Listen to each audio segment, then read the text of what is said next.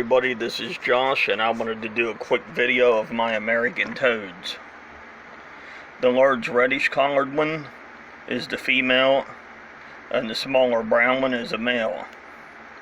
And I've had these guys for a few months.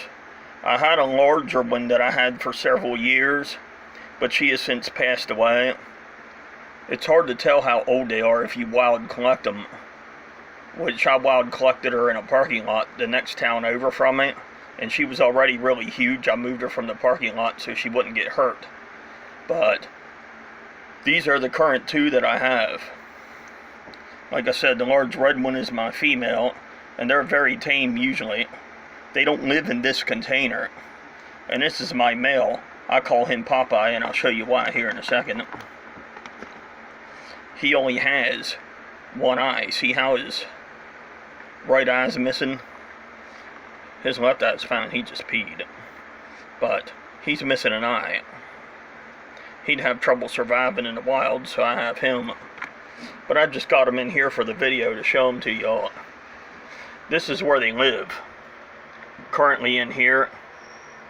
And before anybody has any negative comments or anything, yes, I know I need substrate in the bottom. I just haven't been able to get to the store to buy any. The substrate they had was a few months old and needed to come out.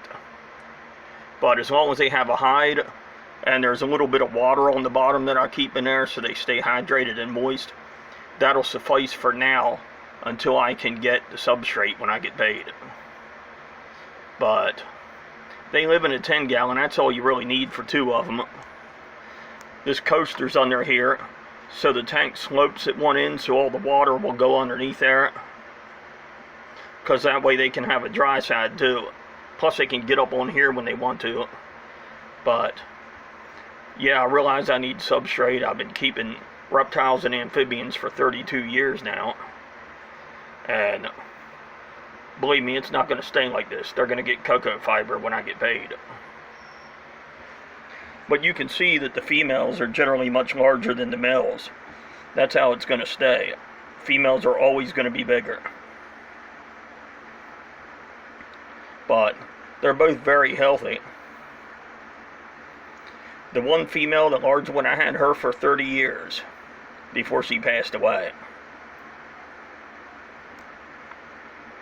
Well, I had one for 30 years. Not the current one that just passed away. But the one that just passed away I had for like 10 years. But like I said, when I found her, she was already huge. So it's hard to tell how old she actually was. But these guys can live over 30 years. But this is Josh, and I just wanted to show you how I keep them, and I hope everyone enjoyed the video. Oh, and I forgot to touch on what I feed them. I feed them dubia, cockroaches, and red runners. And occasional mealworms. But I got them in here because I'm actually getting ready to clean the water that's in there. They made a mess in there, so they need cleaned. But anyway, I hope everyone enjoyed the video. Bye.